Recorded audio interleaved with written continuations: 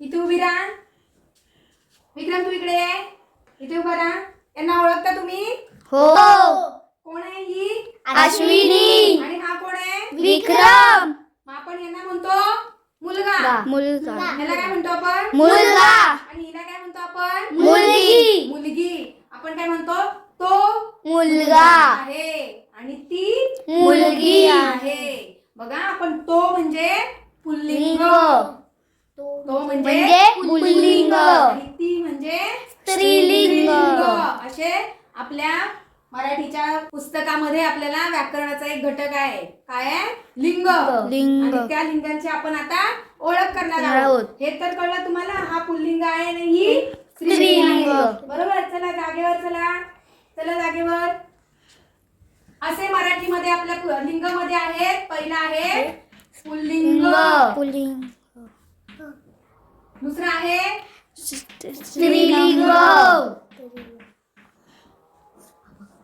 आणि तिसरं असतं ते नपुंसकलिंग. लिंग. आता हे नपुंसकलिंग म्हणजे काय म्हणाल तुम्ही? नपुंसकलिंग म्हणजे काय? जो मुलगाही नाही मुलगीही नाही, म्हणजे तो पण नाही ती पण नाही. मग काय असतं ते? ते. म्हणजे बघा आता पुल्लिंग मध्ये आपण म्हटलं मुलगा, स्त्रीलिंग मध्ये म्हटलं आपण मुलगी. आणि नपुंसकलिंग मध्ये काय येईल मग? बाळ जे असतं ते बाळ. लहान असताना आपण त्याला म्हणतो का तो बाळ किंवा ती बाळ? नाही. आपण काय म्हणतो? ते बाळ. काय म्हणतो? ते बाळ. हा बाळ असतं नपुंसकलिंग मध्ये. बरोबर. मग आता मला सांगा, मी शब्द सांगेल तो पुल्लिंगी आहे की स्त्रीलिंगी आहे किंवा नपुंसकलिंगी आहे ते तुम्ही मला सांगायचं. आपण इथे पुढे पुढे आपण आपली यादी वाढवूया. मला सांगा ही काय आहे?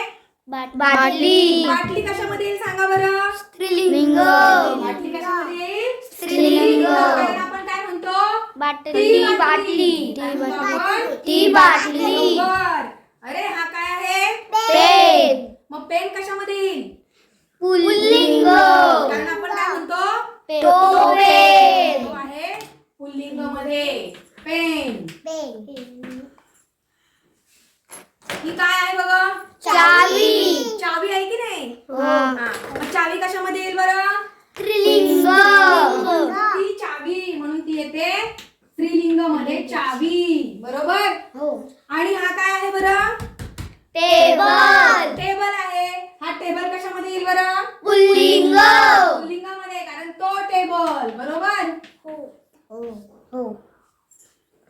आपल्याला बाहेर काय दिसतंय? झाड.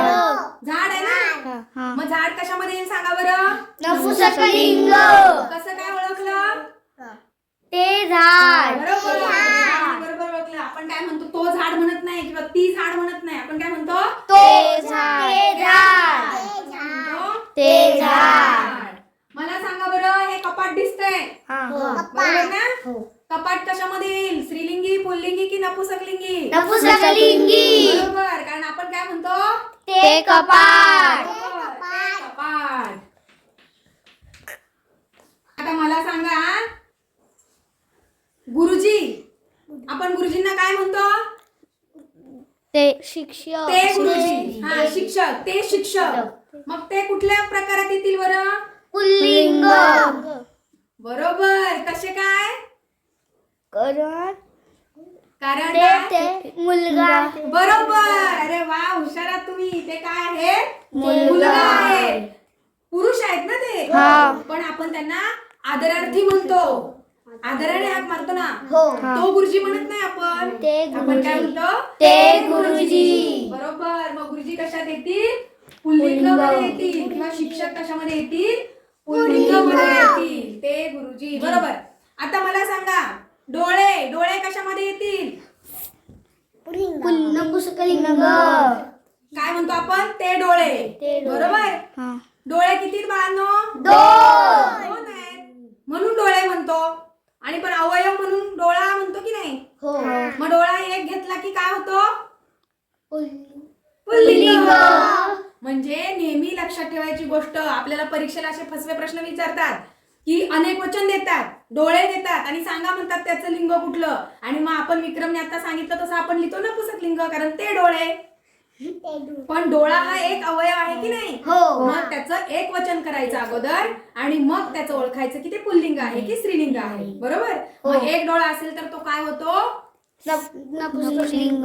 डोळा कशात येतो? पुल्लिंग. बरोबर, पुल्लिंगामध्ये डोळा येतो. ह्या गोष्टी लक्षात ठेवायच्या बाळांनो.